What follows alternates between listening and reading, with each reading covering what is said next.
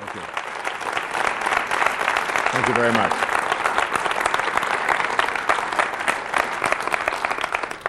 This program is about what I call the wisdom of the ages. It's an intriguing thing for me that I spent some time in Greece just recently with my friend Deepak Chopra and his wife, Rita, and my wife, Marceline. And we did a seminar for a couple of thousand people in Greece over a period of 3 or 4 days. And then we had the opportunity to tour the Parthenon and the Acropolis with a Greek historian, a history professor from who was retired from Greece. It's a beautiful man. We had a wonderful day. And while we were walking through the ruins and listening to all of the stories of all of the great teachers who we've learned so much from in Greece, from Socrates and Plato and Aristotle and Demosthenes and Pythagoras and people like this that we've all sort of taken for granted in our lives. I had a very wonderful sensation, and I shared it with Deepak while we were listening to one of the things that the history professor was telling us. He said something to the effect that over here on this particular place is where Socrates was forced to drink hemlock because of stating his views about man's freedom and so on. And I had this sense that all of us are really walking on the very same ground that these great teachers who've come before us have walked. And they're having their bodies warmed by the exact same sun that warms our bodies. And when they would look out at night, they would look out at the very same moon that we look out every night. And they were drinking literally the same water that we drank and breathing the exact same air that we breathe today. And there's a sense of a connection to all of these people. And while I was up there and talking and listening and having this almost a spiritual experience of feeling connected to these people, I realized that they felt very strongly about what they believed, so strongly in fact that they often sacrificed their lives in order to be able to say it, to put it down, and we take it for granted today, this great wisdom that they provided for us. So that our connection to these great masters, these ancient people, is really a connection of more than just words and more than what we read. It's a connection of spirit. And I told Deepak, I said, when I get back, and I said this to my wife as well, when I get back, I am going to write. I'm going to take 60 of these people, the great teachers of the last 25 or 30 centuries. And what I'd like to do is I'd like to take one of their contributions, whether it's a poem or a piece of their philosophy or a piece of one of their speeches or whatever, and I'd just like to put it at the top, and then I would like to write what I believe that these people were saying to us. And it's an extraordinary experience to put yourself into a position where you challenge yourself, because I had 60 days free to do this writing, and I wanted to write 60 essays. And in addition to writing the 60 essays, I wanted to read everything that I could that they had contributed. And in addition to that, I wanted to read as much about them as I could, but I had to do it all in one day. So it was every day I would take on the challenge of immersing myself in this literature, all I could find out about them, and then I would take a picture or a portrait of these people. And these people ran a gamut from some of the people that I mentioned from the early Greeks to people in the East like Patanjali and Buddha and Jesus and Omar Khayyam and some of the great poets of the Renaissance and the great artists like Michelangelo and Da Vinci and John Keats and Percy Shelley and Yeats and some of the more contemporary people like Martin Luther King and Mother Teresa And I took this whole collection of some 60 people, many of whom I'll talk about and speak about here in this program. And all of them were saying something to us. And one of the things I think that they were saying to us that really resonates with me is, don't die with your music still in you. And a lot of people do. In fact, it's my experience in working with people over the past quarter of a century or so that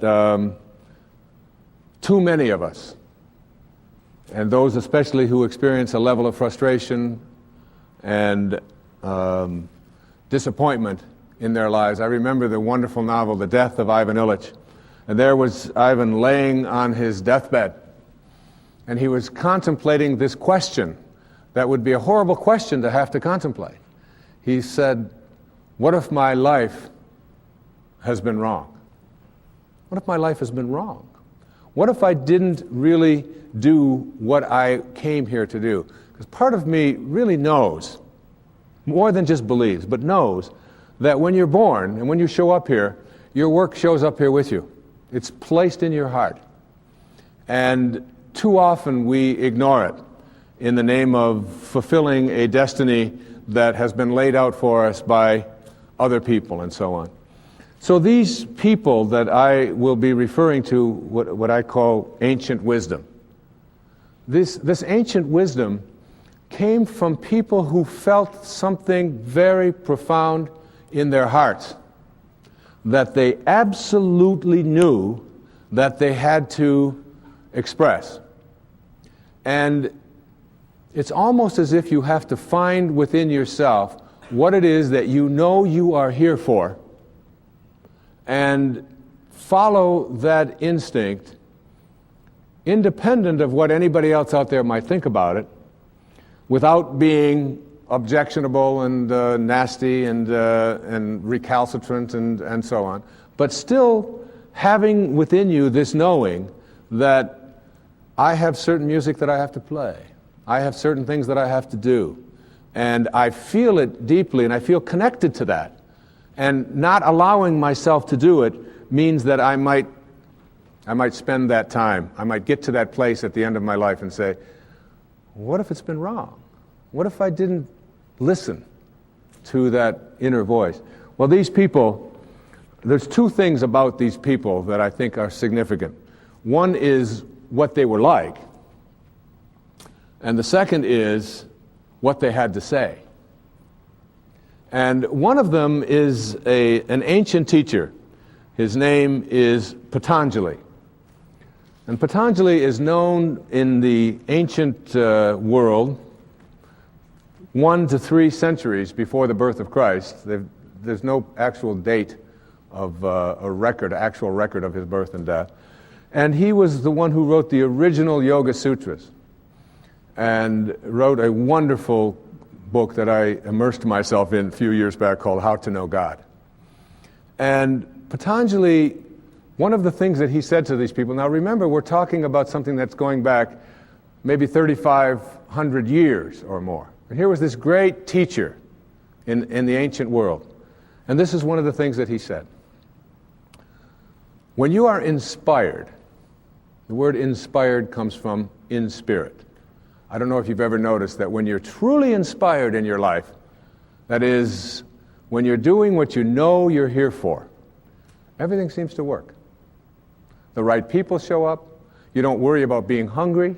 You don't worry about being tired. You're not concerned with whether or not anybody's going to like it or not. When you're truly inspired, that is, whether it's cooking or being with your children or writing or composing music or filling out tax forms, whatever it might be, when you feel inspired, everything works. And the reason that everything works is because you have left the material, the physical world, the world of the ego, and you've moved into the world of spirit. And when you move into the world of spirit, into that invisible world, you get connected. And inspiration means inspired. And Patanjali said, when you are inspired by some great purpose, some extraordinary project, all your thoughts break their bonds. Your mind transcends limitations. Your consciousness expands in every direction.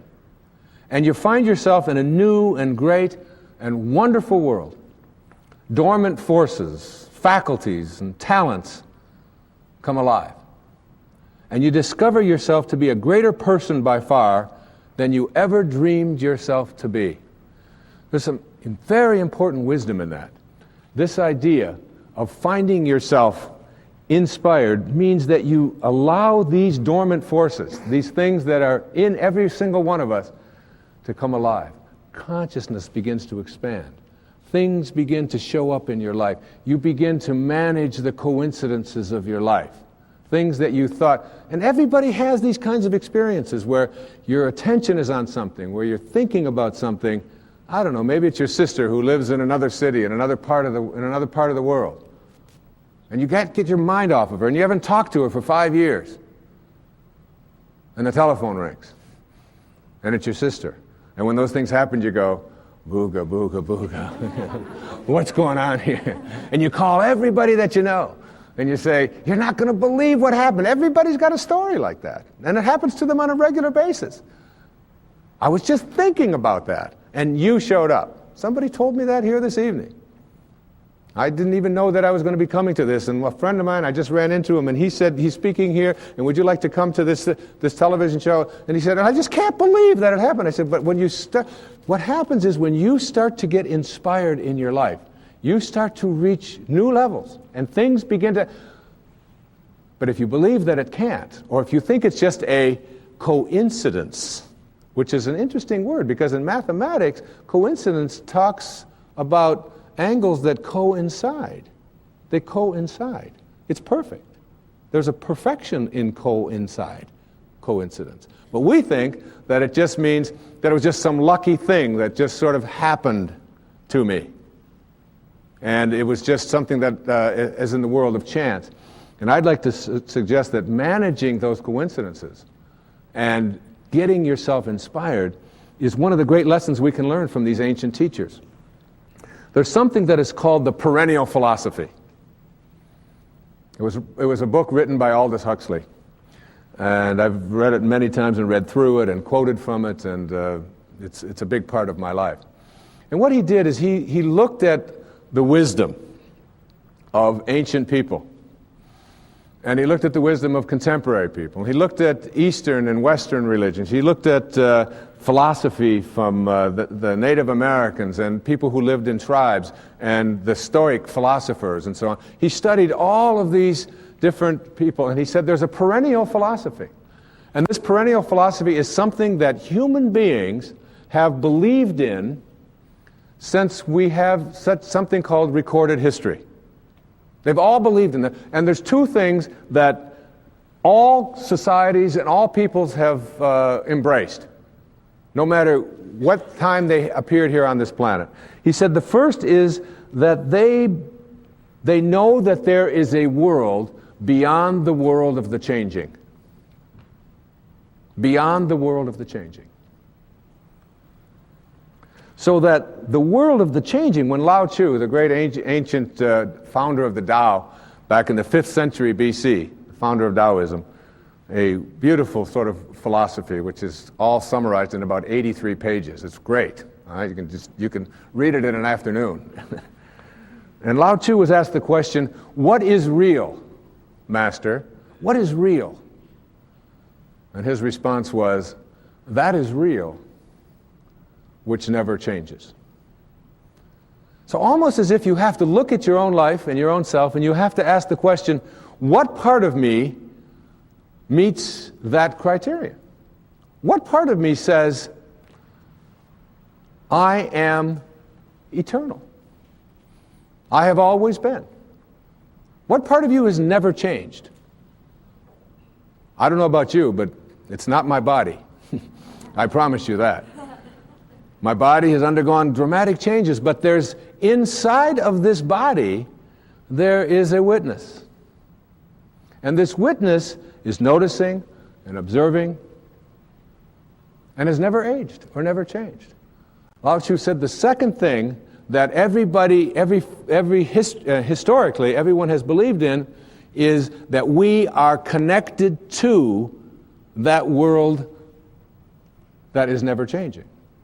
That it is a part of us. We live with it. It's within us.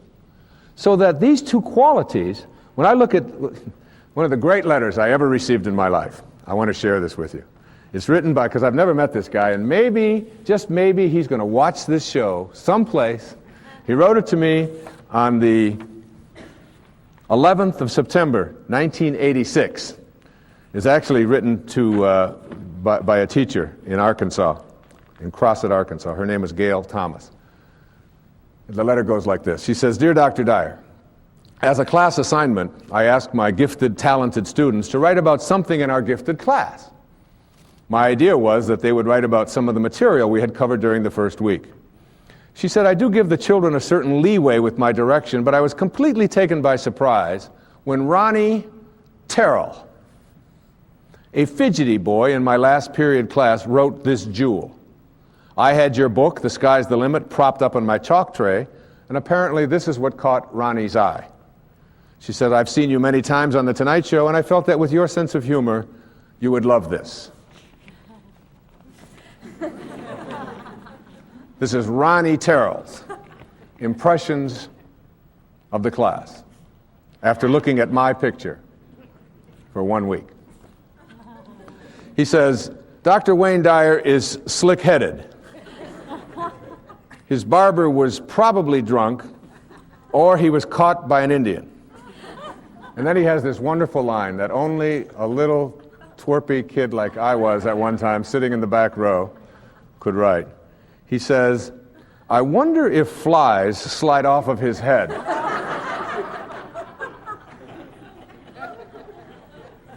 He said, maybe he was once a magician and he did a disappearing act and he came back, but his hair forgot to. Poor man, he says, his wife used to give him head and shoulders, and now she comes home with mop and glow. And he goes on and on. Ronnie Terrell, all right? But he speaks to something that is very relevant, and that is this whole idea that everything that we see in the physical world is changing. I was giving a talk not too long ago in Baltimore, and I was sitting just jotting down a few things that I wanted to talk about that evening, and there was a mirrored wall right next to me. The whole wall was mirrored. And I was feeling really great. I had just run about 10 miles, and I was just feeling really up and terrific, and I had a nice big audience coming that night, and everything was just really great. And I looked up over at the wall, and then I looked down again, and then I looked again real fast. Have you ever done that, where you look in the mirror and you say, who is that in there? And I looked down, and I looked in again. And then I stopped, and I put my pen down, and I started staring at this face that was looking back at me. And I said, there's an old man in there renting my face. That's not me. You see, the part of me that is in here, that has been watching this, that has been observing this, that has been noticing this, has never aged and never does. It never can. I remember one time I was out running when we were on the road, and my wife was with me, and I had been running for a couple of hours and early in the morning, and it was a real beautiful, crisp morning, and she waved at me and she said, come on, we're going to have breakfast or something. And I stopped running and I ran across this field, and there was a fence. The fence was about this high. And I ran up to the fence, and I hurled over the fence. I just jumped over the fence. And she looked at me, she said, you can't do that. I said, do what? She said, you're 56 years old. You don't jump over fences when you're 56 years old. You could kill yourself. I said, I forgot. And the part of me that's in here, that's noticing, that's watching, and the part of you that's in you, watching, things are falling. You've noticed that, right? Things are wrinkling. Things are turning gray. There's a process of shifting and changing. But there's a world beyond that. And all of these great teachers speak to that world, the world that is beyond the world of the changing. And it's almost as if we have to begin to know that world. There's a famous poem by Emily Dickinson, who's one of the people I wrote about in Wisdom of the Ages.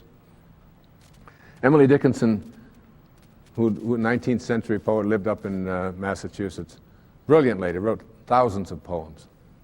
A lot of them were about higher awareness and higher consciousness. In a very simple language, she said, imagine holding up a handful of dust or dirt. She said, this quiet dust was gentlemen and ladies and lads and girls, was laughter and ability and sighing and frocks and curls. This passive place, a summer's nimble mansion where bloom and bees fulfilled their oriental circuit, then ceased like these. This quiet dust was gentlemen and ladies and lads and girls, was laughter and ability and sighing and frocks and curls. It's all quiet dust, all of it. And it's all in a state of change. And who we are is not that dust. And that's what the poets and the philosophers and the great teachers have come to tell us about and risk their lives to tell us, that there's something more to it. You all, when you go to the physician and you get a blood test, and they'll come back and they'll tell you about your iron count. There's a finite supply of iron on the planet. There's just so much iron. Some of it's flowing through your veins. The question, the eternal question, is where was that iron that's flowing through your vein before you showed up here? And where will it be when you leave? Because who you are is not that which is that material, but who you are is that quiet observer in there. And this is called, for want of a better term, it's called the world of the soul. There was a line from Herman Melville, who wrote, a great American writer, and I used this in the book. It's called From Moby Dick. He says, listen to how a great writer puts it. For as this appalling ocean surrounds the verdant land, so in the soul of man there lies one insular Tahiti, full of peace and joy, but encompassed by all of the horrors of the half-lived life. An insular Tahiti, a part of each and every one of us that is verdant and flush and full of music and full of love and joy and bliss, surrounded by this appalling ocean. Robert Frost talked about it this way. He said, we all sit around in a ring and suppose, while the secret sits in the center and knows. There's a secret in the center. One of the old Zen proverbs says that it's the space between the bars that makes the music. It's the silence between the notes. It's the silence between the notes that makes the music. It's not the note. It's that space between. And that space or silence that's in each and every one of us is also what we have to make contact with, that world of the soul, that world of the spirit. And when we begin to live from there, we're listening to what so many of these great teachers had to say to us, whether they said it to us poetically or whether they said it to us in their speeches. One of the things about these people is that they had a quality of almost as if saying, if I don't say what I have to say or do what I have to do or put it out there or paint it like Michelangelo on his back for 4 years painting, or Da Vinci, or whomever, if I don't do it, I'll die. You almost have to find what that is within yourself and live from that. Much of what we think of when we think of ancient wisdom, or the wisdom of the ages, is something called enlightenment. We all want to be enlightened. Everybody wants to reach this exalted level of feeling blissful in their lives. And there's a wonderful Zen proverb that I used in this writing that I'd like to share with you. It's very simple. It says, before enlightenment, chop wood, carry water. After enlightenment, chop wood, carry water. Period. Now, what this means to me is that enlightenment doesn't mean that our problems are going to go away. It doesn't mean that we're going to have to stop chopping wood and carrying water. We're going to have to stop working and we can just sit around and contemplate our navels for the rest of our lives. It has to do with how you approach what it is that you do, what your belief about it is, what your inner world, what that insular Tahiti tells you about what it is that you're doing. I'm going to tell you a story. It's just an astonishing thing. It happened just a couple of weeks ago. It was a holiday. So everything was closed down.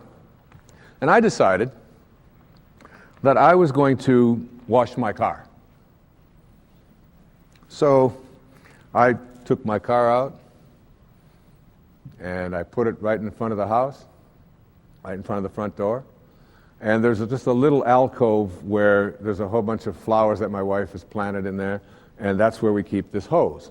So the hose was all coiled up in there and everything. And I got the rags and the towels and the soaps and all of the things that I used to wash the car out. And I went back in there and I turned the water on, but the hose wasn't coming out far enough to reach the car. So I just gave it a gentle tug. I swear it was a gentle tug. And I just went like this, like that. And all of a sudden, I hear this scream over the intercom, which is right next to where I had just pulled this up. And it's my wife in the shower saying something to the effect, whatever you just did, all the water in the house has stopped. I'm in the shower. I've got soap all over my hair. Get it fixed. I look over, and it's Old Faithful. I mean, there is water pouring out of the ground, just right out of the ground. I mean, a ton of it, like a spout of water. And I immediately, because I'm not known as the Mr. Handyman, my kids over here are laughing at me, but my Indian name is I write the checks, all right?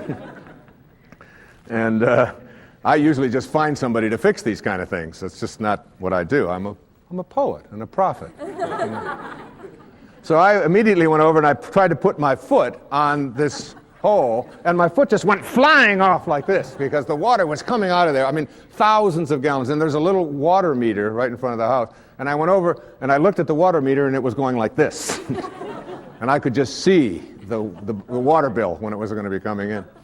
So I went back and I knocked on the door, and my wife's, she's back there. She's saying, "What in the world did you do? What happened?" Well, I reached in where that was happening, and I happened to just bring this over with me tonight.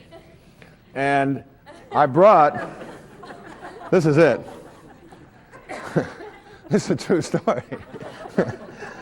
I grabbed this, and it came right out of the ground. And the water was, that was the Old Faithful blowing up there. And I'm standing there, and my wife opens the door with soap all over her hair, standing there. She said, what did I say, honey? I don't know what happened. I was just standing there, and she goes, "Well, Hercules," she said, "in my next life, I'm going to marry a real man," which really got to me. All right? Instead of a poet, I'm going to marry a real man who can fix things.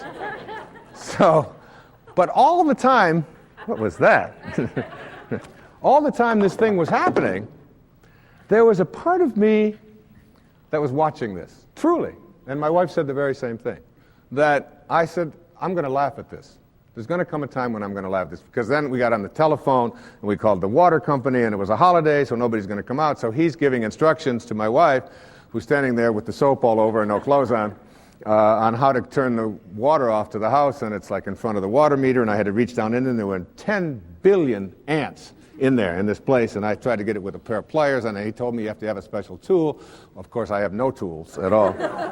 And I finally got this thing, turned off, and the plumber came out on a holiday, and, I asked the plumber, I couldn't believe the bill he handed me. I said, my God, my physician doesn't charge me that much. He said, when I was a physician, I didn't charge that much either. I said, I'm a plumber now. That's why I changed.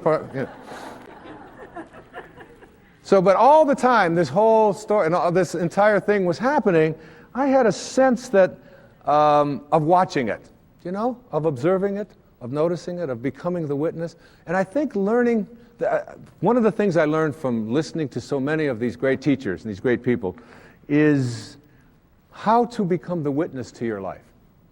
How to not so much identify with the stuff that is going on. You're always going to chop wood. There's always going to be problems. We're never going to end marital strife. There's always going to be things that we're going to disagree on. We're not going to end financial difficulties, struggles that we go through. Those kinds of things are just a part of the human condition. We work, we carry water, we chop wood, we do these kinds of things. But it's not like you're going to find enlightenment. There's a Talopa, who was a 10th century Sufi, who said that enlightenment means to have a mind that is open to everything, but attached to nothing. Open to everything, but not attached, detached from all of the outcome, from all of the stuff that's going on out there. And if you can learn how to cultivate just that one simple thing, to start to watch, to start to notice, to start to become the observer in your life. And even though you can't separate them, there is a oneness to all of it, of course.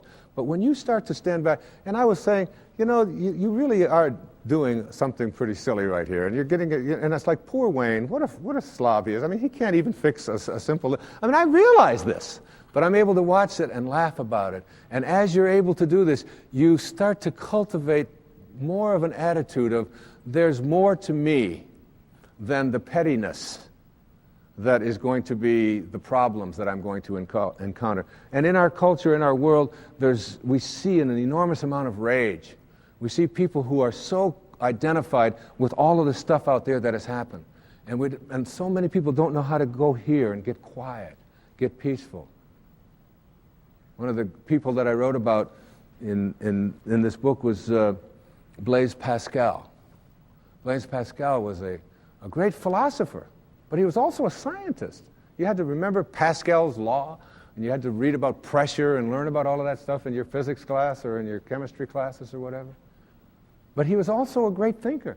And he said, all of man's troubles stem from his inability to sit quietly in a room alone. We don't know how to get quiet. We don't know how to get peaceful. We don't know how to go within and summon that force within us, our connection to our source. Because so many of us are separated from our source through the ego, through this identification with all of the stuff that's out there happening. And so many of these teachers spoke about this quality of the soul, this quality of spirit, this quality of being more than just what you notice, more than what you observe. So, to me, there's something called mastery, living at the highest level. Many of these people that I admire so deeply, that I wrote about and I speak about here today, had qualities in their life that reflect something called mastery. And this thing called mastery has in it what I think of as 4 pathways. I was speaking in Chattanooga, Tennessee, a couple of years ago, and a man who brought me there to give a talk for the United Way there, to raise funds there, handed me a book at dinner. And he said, read this book. It's a book that I think you'll get a lot out of. It's a golf book. I said, golf? I don't golf. I don't know anything about golf. I'm not interested in it. He said, no, it's not about golf. It's something I think you'll really value. It's called The Legend of Bagger Vance. And so I took it home and I started reading it, and I got really intrigued with it. And it takes place in 1931. It's a novel. It takes place back in 1931, and it's a fictional kind of story of Bobby Jones and Walter Hagen and another golfer, the 2 of the greatest golfers who ever lived, who were having this golf tournament someplace in the South. And the caddy was giving advice, all right? And Bobby Jones was asking the question of the caddy, who was really like this enlightened master. It's sort of it's like a takeoff on on the Hindu scriptures called the Bhagavad Gita, which means Song of the Lord. And it's the ancient story of Arjuna, the great warrior, on the battlefield, getting ready to do battle, and he's lined up there to face another battle, and all of these people are going to be killed. And he begins to talk to Krishna, who is God in the Hindu faith. And Krishna appears to Arjuna in the form of his charioteer. And he hands him these 18 chapters in this dialogue that you could read in an afternoon but study for a lifetime. Gandhi said that whenever I find myself struggling with anything in my life, I go to the Gita, and I read the Gita, and the Gita always provides me with the answer. I was handed the Bhagavad Gita, when I graduated from high school by a relative. I carried it with me for 10, 12 years. Wherever I would move, I would carry it with me. Finally, about 1984, after it moved many times, and I'd pick this thing up, I'd say, Bhagavad, Shmaga, what is this? I don't even know how to say it. Finally, one day in the 1980s, I decided to take it with me when we left for the summer, and I read it in several days. And my response was, it's about time they wrote something like this, even though it's thousands of years old. You see, when the student is ready, the teacher appears. And I wasn't ready until then. When I was ready, it was very powerful for me. So the legend of Bagger Vance is this caddy. And Bobby Jones is asking the question, how do I master the perfect swing? And he couldn't figure out a way to get he wanted to just once in his life have the perfect swing that he knew that he was in harmony with. And he has it explained to him like this. He says there's really 4 pathways. I call them pathways, but there's 4 things that you have to go to reach this level of mastery. And this isn't about the perfect swing, folks. This is about virtually everything in your life. The first pathway is called discipline. Discipline. So this is when you use the body, when you train the body to do what you want it to do. If you want to get good at something, you have to practice. It doesn't matter what it is that you do. Everybody who's really a master, who's really good at things, goes to practice. Whether it's playing basketball or playing bridge or anything that you do, you practice. The second pathway is called the pathway of wisdom.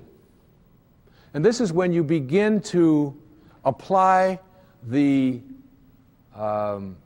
what you have disciplined yourself to, you begin to apply the thoughts to the discipline. So that if you're going to go out, say, to learn how to play tennis, which is something that I do, you want to learn how to hit a backhand.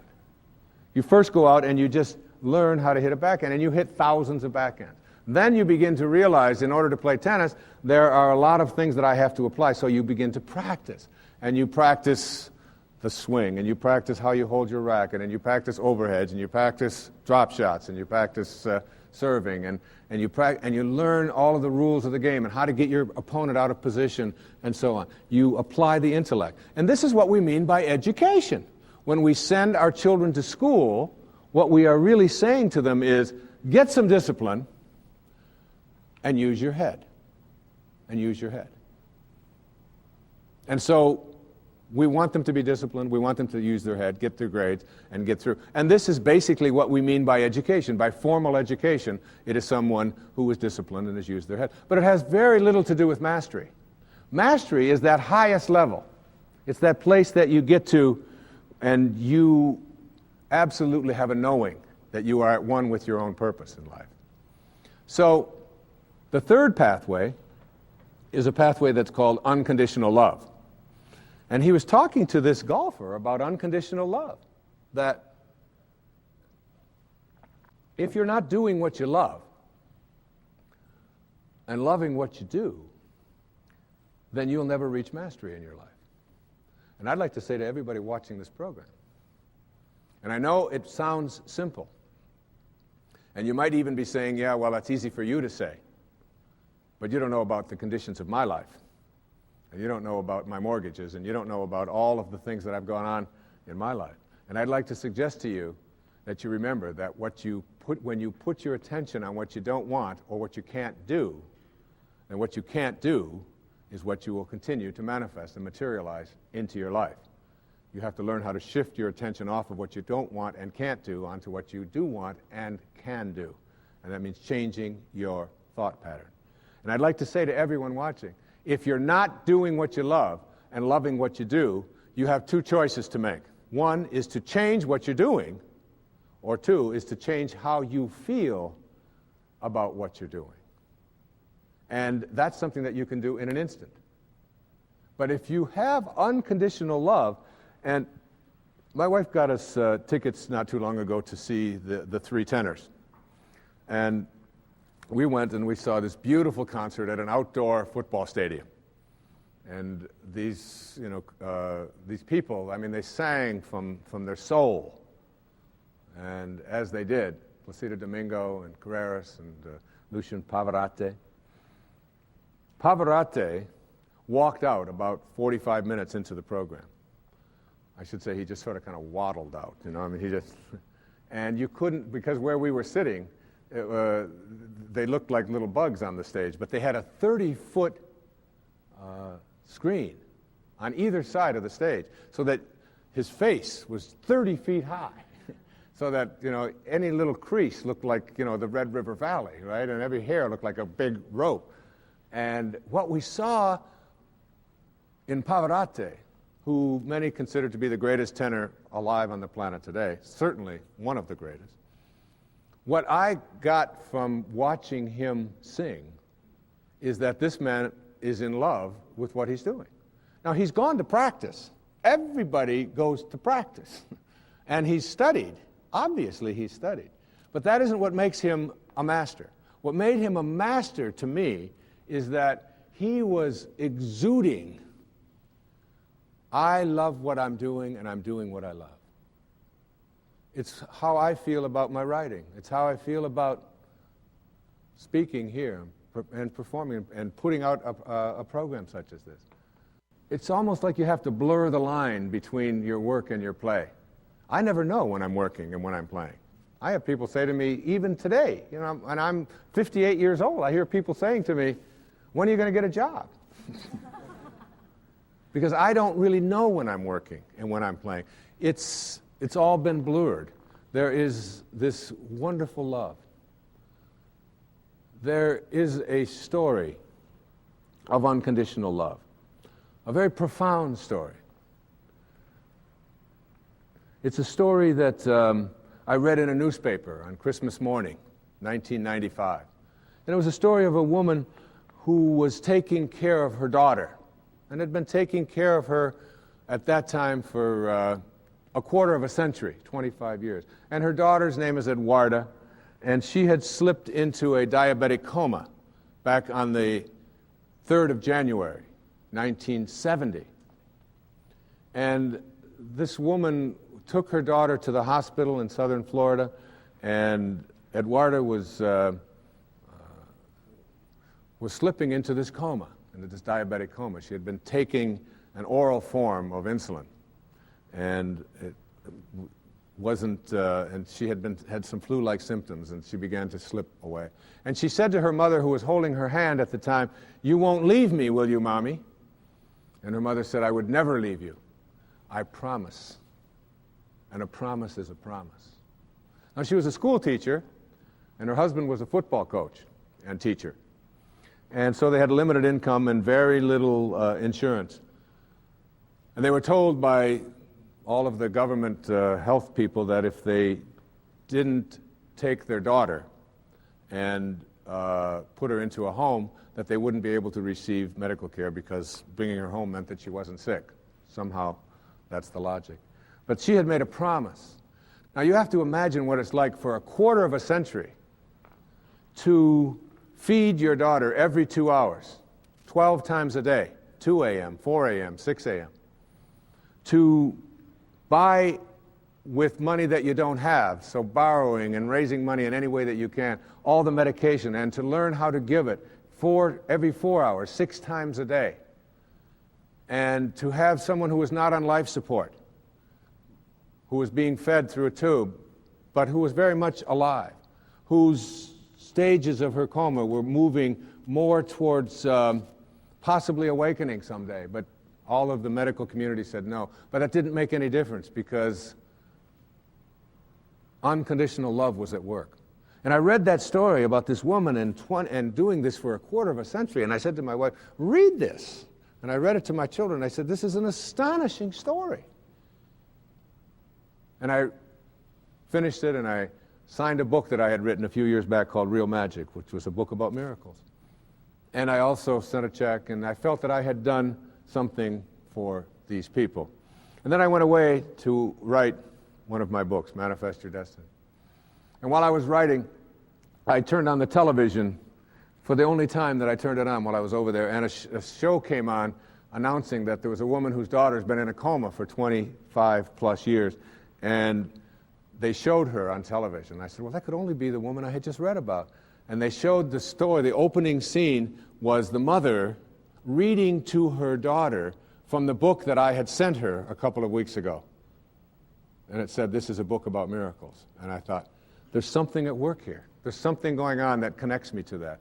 And I said, when I get back home, I'm going to make contact. And I got back home, and the first letter on the table with all of my mail was a letter from this woman. And she invited us to come down and to meet her and Eduarda and her other daughter, Colleen. And I began to learn more about the story. And I felt deeply moved when we walked into that room. It was like all of this unconditional love that had been shown over a quarter of a century, and there was something about it. They said that when Jesus would go into a village, when Buddha would go into a village, they said just his presence in the village and nothing more would raise the consciousness of those around them, to be in the presence of a higher level of energy. And I suspect many of the people that I'm talking about here in this program lived at these higher levels. And when we walked into the room, both of us, my wife and I, were deeply, deeply touched, almost to the same point that we were when we went to Assisi, where St. Francis performed all of his miracles. And when we walked in there, both of us burst into tears. And it really transformed us, our relationship, and our lives, just to be in that place where so much prayer, so much love had been given.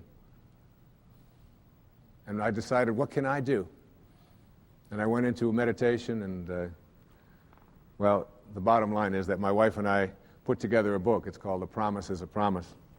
And it's the story, and it's the story of Eduarda and Kay, and how powerful the lesson that they have to teach us about unconditional love is. And all of the proceeds and all of the profits go directly to them. And as a special treat, what I've asked that lady to come down here tonight, and she has her daughter taking care of Eduarda. And she's here in the audience, and I'd like the world to meet and acknowledge this beautiful woman, Kay O'Bara. Kay, stand up.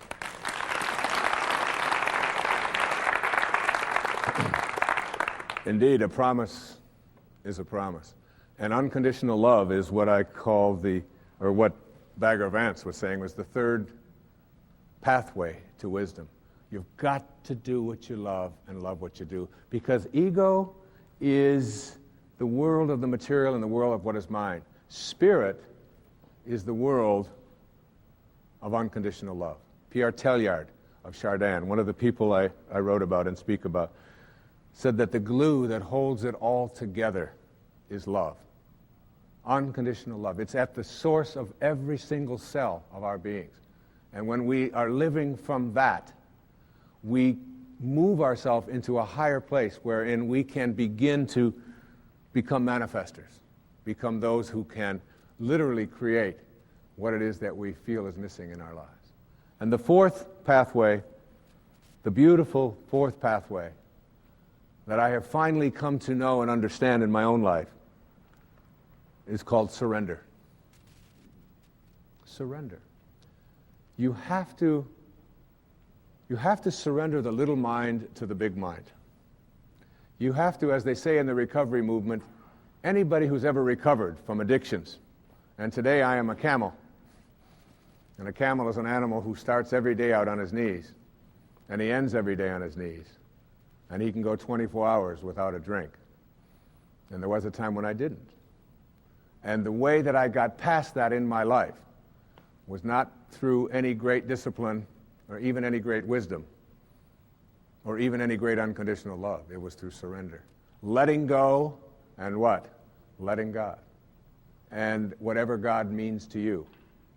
And this business of being able to surrender, I can tell you that when I sat down to write out these 60 essays and to talk about them, I would look into the face. I took a picture of the person or a portrait of the person. And I would look into their face. And I would ask them the question, what is it that you would like me to say to you? And what is it you would like me to say to all of the people who are going to read your work? And then I would get quiet. And I would meditate and get very peaceful. I call it meditating for manifesting, just letting go. And I was writing on a yellow pad. And it's what I call automatic writing.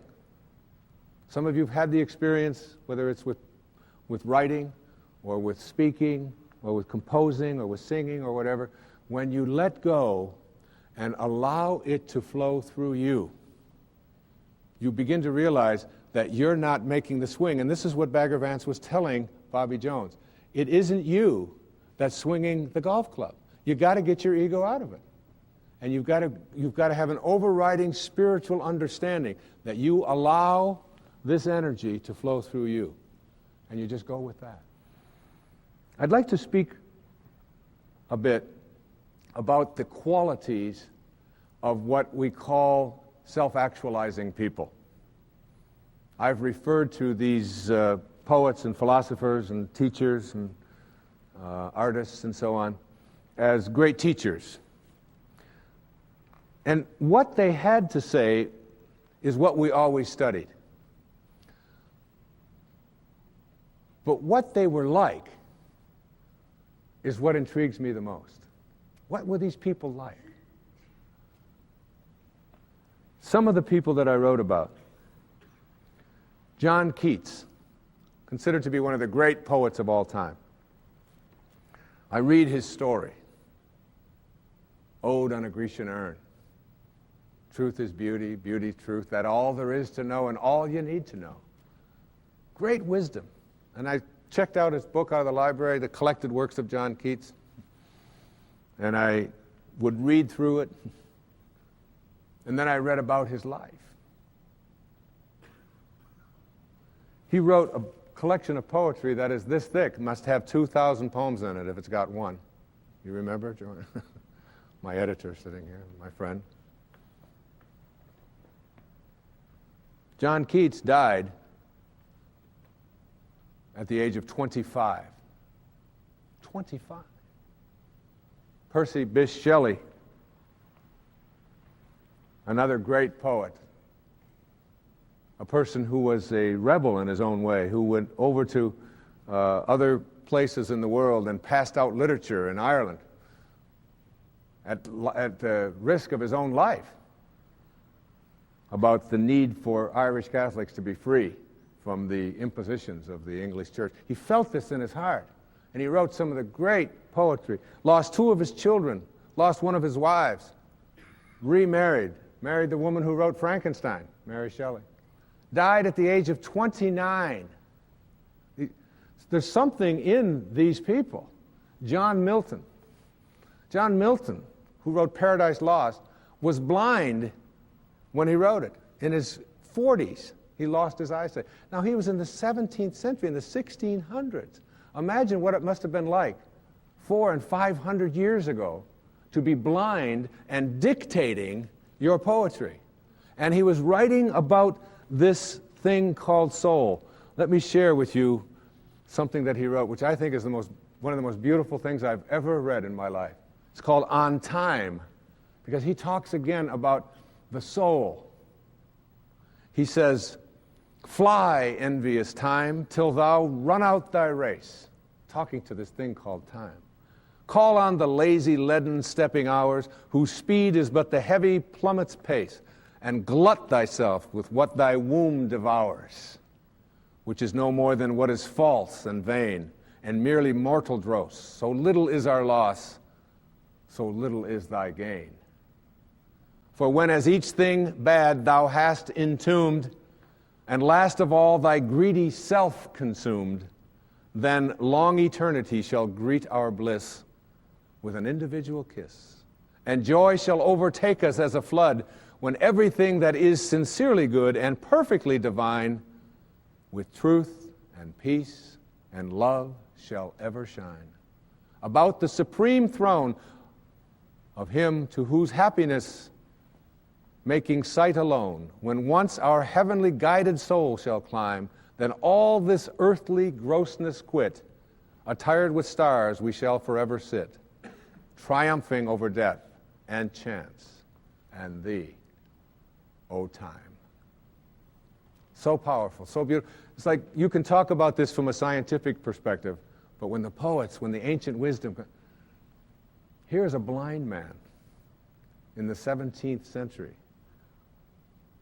writing about, and who's crippled up and arthritic and in pain, but something in his heart says, I've got to share it. I've got to get it out.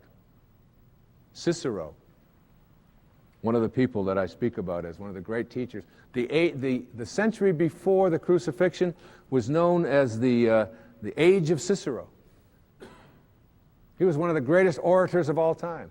He wrote an essay called The 6 Mistakes of Man, which I repeated when I wrote about them.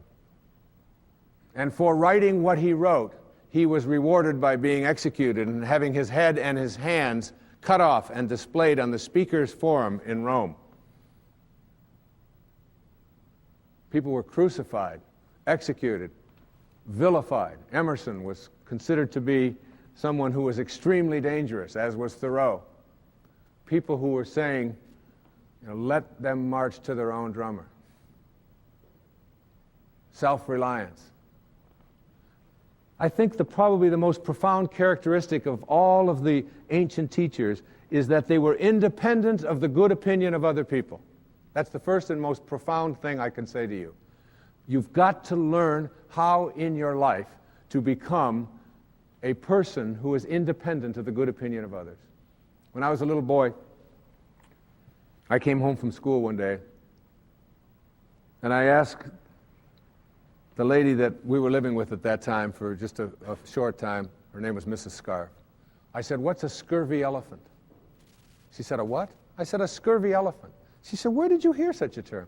I said, I heard my third grade teacher, her name was Mrs. Poole, and she was talking to the principal, and she said Wayne Dyer was in her classroom, and he was a scurvy elephant. She said, I've never heard of such a thing. She got on the telephone, and she called the principal, and the principal said, oh, that's Wayne. He gets everything mixed up. She didn't say that he was a scurvy elephant in her classroom. She said that he was a disturbing element in her classroom. I think we have to learn to honor the place within us that is disturbing perhaps to others. I think society honors its conformists when they're living and they're dead troublemakers. Because most of the people that I wrote about, that we revere, that we build shrines to, that we study courses on, all of these people were scurvy elephants. They were independent of the good opinion of others. And it has everything to do with being able to manifest. Because in order to be able to manifest the life that you want, you've got to have such passion about it that when other people out there, no matter whom they are, no matter how much you love them, no matter how kindly they have been to you, and you can honor that, and we need to honor that. All of the great things that our parents and their parents and our tribal ancestors have taught us about being more loving and kind and so on to each other is all wonderful information. And we need to be grateful for it. But within us, there's also this spark that says, this is what I have to say, and this is how I have to say it, and this is how I have to live. And if you can't honor that within yourself, you'll never be able to manifest, because manifesting doesn't take place from the material world. It takes place from spirit, from the invisible world. That which is seen, said St. Paul, hath not come from that which doth appear. The source of everything over here is over here, in the invisible spiritual world. And to be able to go there, you have to be in such a strong position within yourself of not needing the approval or being concerned about whether other people like it or don't like it. And whether you like to hear this message or don't, know that those people who we revere so much, I mean, Thoreau went to prison because he refused to pay his taxes to a government that was performing a Holocaust on this very land in North America, removing the Native Americans from the Indian Removal Act signed by President Jackson. And he said people who pay their taxes to a government that will do these things are just as guilty as those who are doing this. And he went to prison and then ultimately went to Walden Pond and lived at Walden deliberately because something in him said, and I've heard the story, I don't know if it's true, if it's apocryphal or not, but Ralph Waldo Emerson came to the prison and said to Henry David Thoreau, who was his neighbor, and he was Thoreau's teacher, he said, "Henry, what are you doing in there?" And Thoreau apparently said to Emerson, "Ralph, what are you doing out there?" I have to be here because there was a part of him that just knew, and he went to Walden, and he lived and wrote, "Simplify, simplify, simplify," to which Emerson responded, "I think one simplify would have sufficed." So becoming independent of the good opinion of others. I think the second quality about these people is that they are detached from outcome. That means that they're living their life on purpose. This is a very important and significant quality that separates out great teachers, great philosophers, great thinkers, poets, prophets, the people that, again, that we respect and admire, is that they are not doing what they're doing because of what is going to come to them. They're doing what they're doing because this inner voice says, I can't not do it. I'll die if I don't. I've got to get my music out. I can't die with my music in me. And so people who are detached from outcome, the irony of being detached from outcome, I think is summed up in Thoreau's definition of success. I think the best definition of success I've ever heard came right from his mouth. He said, if you advance confidently in the direction of your own dreams and endeavor to live the life which you have imagined, you will meet with a success unexpected in common hours. That is, if you find what you know you have to do, what your intuition, what your inner voice tells you is why you're here, and you pursue that and let go of outcome, be unconcerned with how it's going to work out, you're going to find more and more things arriving and showing up in your life. I mean, it's been absolutely true for me. When I detach from outcome, I do my best writing. When I detach from being concerned about how an audience is going to react to me, I feel like I give my best talks. And when I stop being concerned, I mean, I had to learn this a long time ago. I didn't know this back even 20 years ago. I can remember calling my agent and friends and saying, where am I on the bestseller list? Back when Erroneous Zones and Pulling Your Own Strings and Sky's the Limit, those books were topping the bestseller list. And then one day, I don't know if it was my wife, probably was, said to me, you're not on the bestseller list. Your book is on the bestseller list. You are not the bestseller list. Big lesson, huge lesson. Detach from whether people are going to buy it, whether people are going to like it, and know in your heart, and then let go, and just watch. And then it starts to show up. I remember when I so desperately wanted to do any national television back in the 70s. Desperately. You know, any show that I could get on, Phil Donahue or the Today Show, Good Morning America, the Tonight Show, and all of that. And none of that was coming. But I was out there, and I had purchased the first couple of printings of my book, and I went out there and I distributed them to various bookstores. I mean, I did crazy things.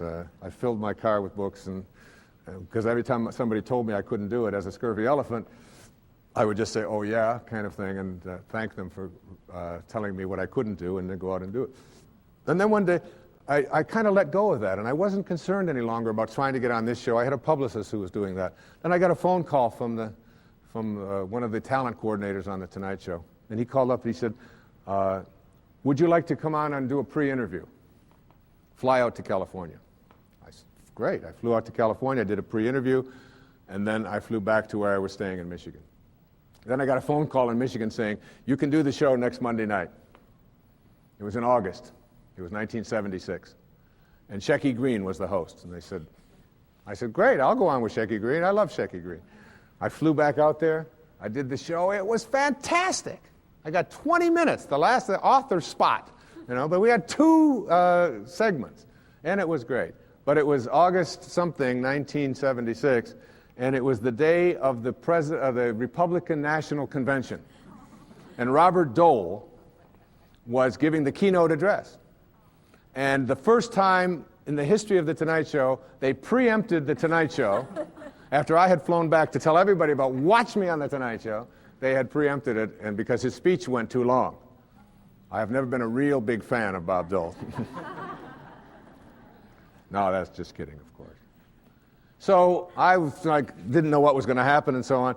Apparently the next day at the meeting, this friend of mine who was working on the show, his name was Howard Papish, he went in and told them about this guest that had been on Monday night, and Johnny Carson had talked to them and said, look, if he was a good guest, then why don't we invite him to come back out and appear with me before that show airs? They called me back, flew me back out to Michigan, from Michigan. This time there was a limo waiting for me. All right? When I got to the Tonight Show, I did the show on Wednesday night. It was great. We had about 7 or 8 minutes, but we got cut short. And Johnny said to me, would you like to stay over and do the show again tomorrow night? Because we didn't really have enough time to give you. I said, no, I'm busy. I've got my screen door. So no, I said, of course. So I did the show the next night.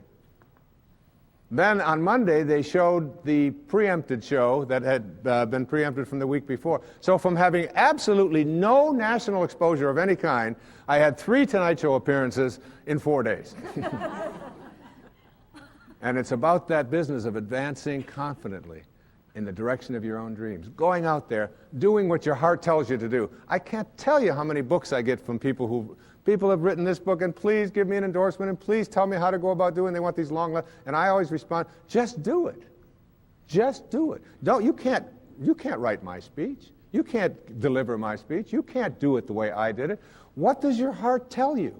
Go out there and never stop. Have that passion and detach from the outcome. Such a powerful lesson. Let go of what's going to come to you, and what is going to come to you will keep showing up in larger and larger and larger amounts. There's a wonderful old fable of a cat and a kitten, and the kitten is chasing his tail, and he's chasing it and chasing it and chasing it and chasing it. You've seen little kittens do that. Finally, this old alley cat comes up to it and says, what are you doing? And the kitten said, well, I've just gone to cat philosophy school, and we learned 2 things in cat philosophy school. One is that the most important thing in the world for a cat is happiness. And 2, that it's located in my tail. That's what we learned. So what I'm doing is I'm chasing after it. And when I finally get my mouth on it and get a firm grip on it, I'll have a lock on eternal happiness.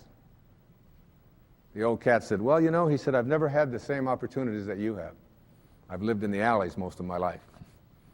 I never got a chance to go to school. But it's interesting. I learned the same thing that you did. Number 1 is that the most important thing in the world for a cat is happiness, and indeed that it's located in my tail. He said the only difference between you and I is that I've found and discovered that when I go about my business and do the things that are most important to me, it follows after me wherever I go. And there's great wisdom in that fable. Let it chase you. Let it follow you instead of being something that you're consumed with having to get. Because the more you're attached to the outcome, the more you're trying to get something that isn't what you really want. Like if we're going to dance, if we're going to start and we're going to go to a dance, I can dance, you know. Just like that pipe. The purpose of dancing on a dance floor is not to get to someplace else on the dance floor. Your purpose isn't to end up over here. Like, this is where we're going to end up. So all of this other stuff is irrelevant. Our purpose is to get here.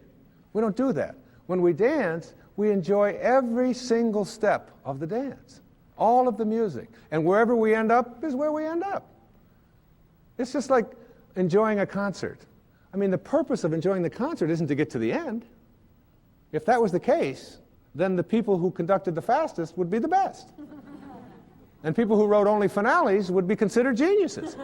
Dun, dun, dun, dun. Oh, that was fantastic. You see? It's like peeling a banana. You know, the purpose isn't to get to the other end. It's to enjoy every bite. And the same with life. If we, self-actualizing, fully functioning, highly spiritual people, the great teachers are people who didn't do what they did because they were going to make money off of it, because they were going to be approved of, because it was going to be enduring. They did it because it was what their heart told them they had to do.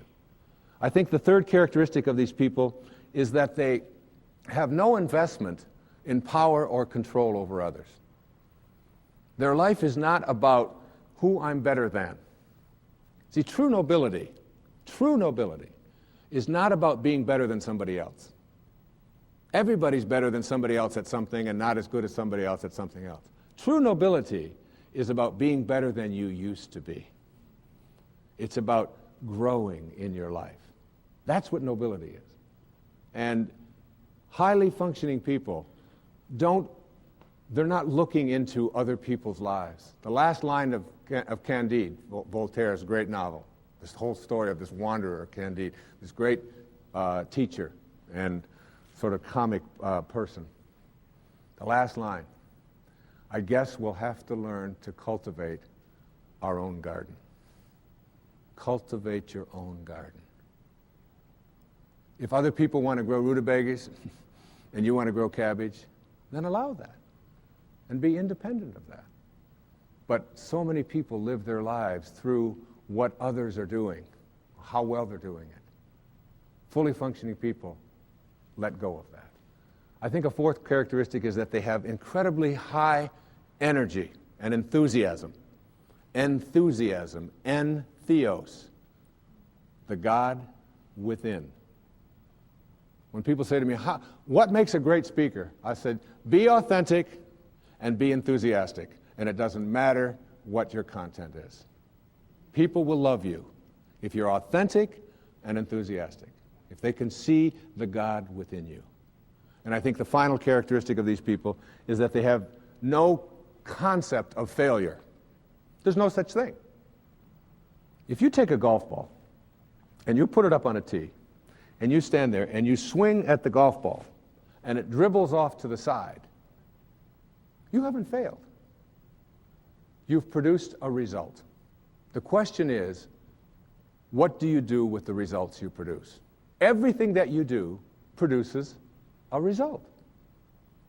You can call it failure and say, well, I'm not good at this, I've never been very athletic, and apply all kinds of labels to yourself. But we should never, ever allow ourselves to think of ourselves as failures, nor should we ever place that label on anybody else, because you can't fail. It's just a judgment. The only difference between a flower and a weed is a judgment. It's just a judgment. And the difference between success and failure is just a judgment.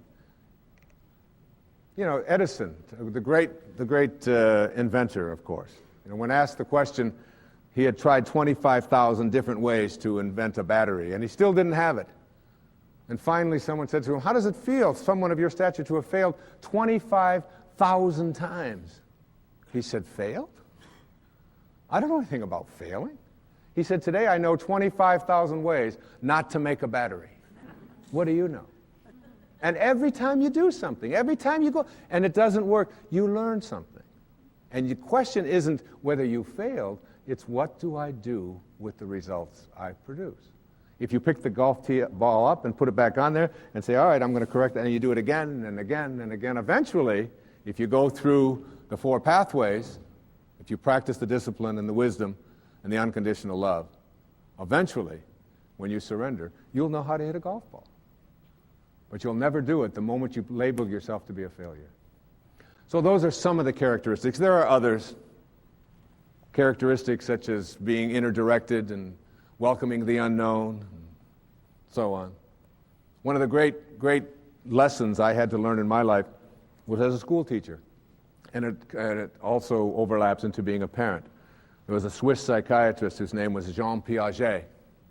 And Piaget would teach a group of students, and this was the great lesson from Piaget. He would teach a group of students, he would present them with a lecture method, all of these, let's say they were teaching Spanish or chemistry or whatever. And they would present the lecture method, which is the way most of us discipline our children and talk to our children, through lecture. And then he would find at the end of the marking period, there would be what they call a normal bell-shaped curve of distribution. 68% approximately in the middle, C students, C plus, C minus. Another 14% or 13.6% as Bs and 13.6% as Ds, and then another 3 or 4% as As, so you would have a distribution. There would be As, Bs, Cs, Ds, and those who didn't get anything, all right, and it would spell. Then he would take the same group of students, and instead of using a lecture method, they would use a visual method. They would just show pictures, and they would do it through drawings and so on. And then they found out at the end of the marking period that there was the same distribution, except that there were different people in the genius range, and different people in the didn't get anything out of it range, and a whole new group of Bs and a whole new group of Ds. Then they would take another method, and they would instruct them on, say, just using sounds, or just doing drawing, or any other method that maybe just hands-on involvement or whatever. And they would have another distribution that would always be the same, but you'd have new people in the various categories. So that there's a genius in every single one of you. Everybody watching, everybody on this planet has a genius in them. You just have to know what method to use to reach them. Great coaches know this. There are some people will say, well, all you have to do is just discipline them. Just send them into the room and tell them that, and that works for some. And for some, that's the absolute worst thing that you can do. Some people, you can tell them, look, you got to do 40 push-ups. And if you don't do the 40 push-ups, you're not, and that'll work. And others, that'll just send them away. You've got to know how each person reacts and treat everyone different, including yourself. Including yourself. There's a genius in you. All you have to do is find the method. I'd like to conclude this program. There was a woman who went to a seminar, and she was looking for, I guess, a way to find more enlightenment in her life. And at the end of the seminar, she was asked to write a story, her autobiography. Only she was given a 5x7 card. Her name is Portia Nelson, so that she didn't get too wordy. And this is what she said, and I think there's great wisdom in this, and it really summarizes this program. She said, chapter 1 of my life. I walk down the street. There's a deep hole in the sidewalk. I fall in. I am lost. I am helpless. It isn't my fault. It still takes forever to find a way out. I walk down the same street.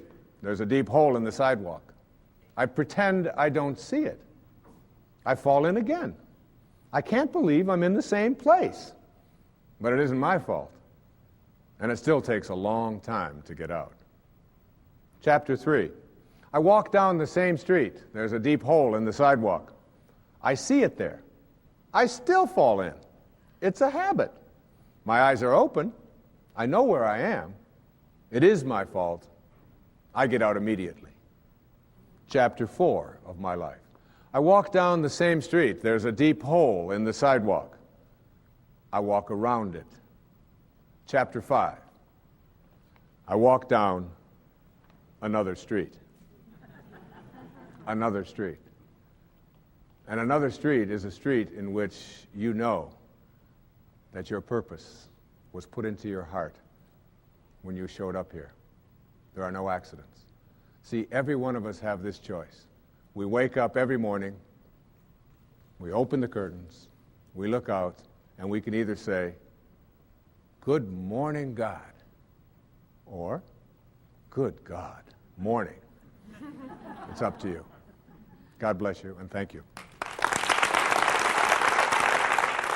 Thank you very much.